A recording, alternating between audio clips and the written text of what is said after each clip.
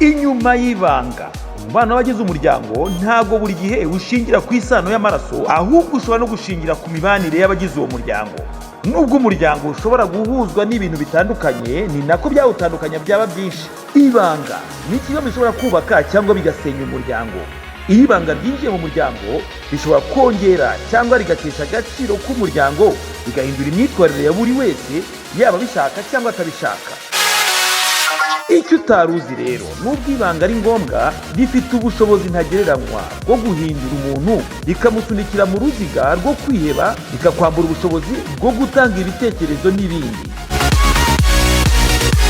Inyuma y'ibanga. Inyuma y'ibanga ni filime y'ukurikirane yakozwe na Movies Master Group MMG. Iyi filime igaragaza imyitwarire idahwitse itandukanye ku bagize umuryango, hagati y'imiryango ndetse n'inshuti zitandukanye. Movies Master Group ni itsinda rikiri rito rigizwe n'abakinnyi b'impano n'ubuhanga budasanzwe mu kuvugurura sinema y'u Rwanda. Dusure kuri channel yacu ya YouTube Movies Master Group TV, maze ufatanye natwe mu kubaka sinema zigendanye n'igihe tugezemo, muduhe icyizere tubereke ibyo dushoboye. Inyuma y'ibanga.